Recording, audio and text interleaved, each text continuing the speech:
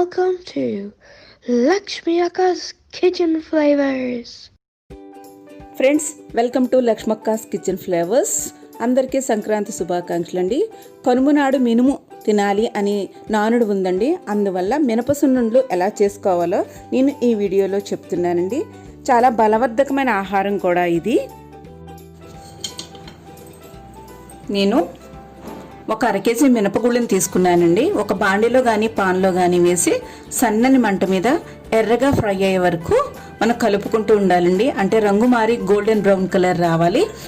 మధ్య మధ్యలో కలుపుతూ ఉండాలి.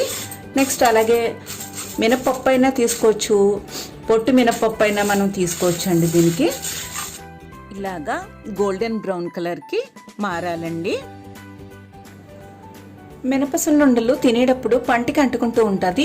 అలా అంటుకోకుండా ఉండాలంటే మనం మినపప్పు ఫ్రై చేసుకునేటప్పుడు 1/2 కేజీ మినపప్పుకి 1 స్పూన్ బియ్యం కూడా వేసి ఫ్రై చేసుకుని మరపట్టిస్తే మనకి మినప సున్నుండలు తినేటప్పుడు నోటికి అంటుకోవండి. మినపప్పు పూర్తిగా చల్లారాక మరపట్టించాలి.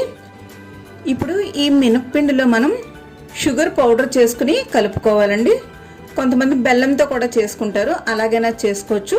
దీనికి కొలత ఏంటంటే 1 గ్లాసు మినప్పిండికి 1 గ్లాసు పంచదార పౌడర్ లెక్క అనమాట. పంచదార నేను ఇలాగా మిక్సీలో వేసుకుని ఫైన్ పౌడర్ చేసుకున్నానండి. ఒక వెడల్పాటి గిన్నె కానీ బేషన్ కానీ తీసుకోండి.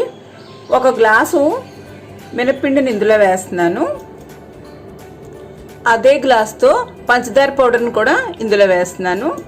ఇప్పుడు రెండు మిక్స్ అయ్యేలాగా మనం బాగా కలుపుకోవాలండి. ఈ మిశ్రమాన్ని మనం 6 నెలల వరకు స్టోర్ చేసుకోవచ్చండి. ఏమీ పాడవదు. మనకి కావాల్సినప్పుడు చక్కగా నెయ్యి వేడి చేసుకుని సున్నుండలు చుట్టుకుంటే ఫ్రెష్గా ఉంటుందండి. పంచదార మినప్పిండి మిశ్రమాన్ని 1 గ్లాస్తో తీసుకున్నానండి. దీనికి నెయ్యి కొలత చెప్తున్నాను నేను. ఏ గ్లాస్తో అయితే మనం ఈ మిశ్రమం తీసుకున్నామో అందులో 1/4 అంటే 1/4 వంతు నెయ్యి మనకి సరిపోతుందండి కొలత. నెయ్యిని చక్కగా బాగా వేడెక్కి కరిగేటంత వరకు ఉంచుకోవాలండి. నేను ఒక గిన్నెలో వేస్తున్నానండి, వెడల్పాటి గిన్నెలోని. నెయ్యి ఇలాగా ఒక గిన్నెలో వేసుకుని చక్కగాని కరిగే వరకు మనం ఉండనీయాలండి. ఇప్పుడు ఈ మిక్స్లో వేసుకుని కలుపుకుంటూ ఉండాలండి. కొంచెం కొంచెంగానే 1 నిమిషం వేడి చల్లారాక మనం ఉండలు చుట్టుకుందామండి. మనం ఈ మిశ్రమాన్ని చక్కగా మిక్స్ అయ్యేలాగా బాగా కలుపుకోవాలండి.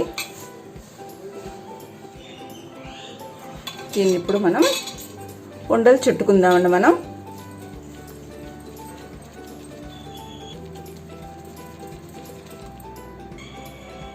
ఈ సున్నుండలు మరింత అందంగా రావాలంటే ఇలా 1 స్పూన్ తీసుకుని చక్కగా మనం ఇలాగా 4 వేళ్ళతో ఇలా తిప్పుతూ ఉంటే బాగా నున్నగా అందంగా వస్తుందండి. ఇలా అన్నమాట. మనకి చక్కగానే సున్నుండలు రెడీ అయిపోయండి. చాలా ఈజీగా చేసుకోవచ్చు ఈ కొలతలు కానీ మీరు ఫాలో అయినట్లయితే. అలాగే నా వీడియో కానీ మీకు నచ్చినట్లయితే లైక్ చేయండి, షేర్ చేయండి, సబ్స్క్రైబ్ చేయండి. మరియు పక్కనే ఉన్న బెల్ ఐకాన్ ప్రెస్ చేస్తే నా కొత్త వీడియోస్ నోటిఫికేషన్స్ మీకు వస్తూ ఉంటాయి.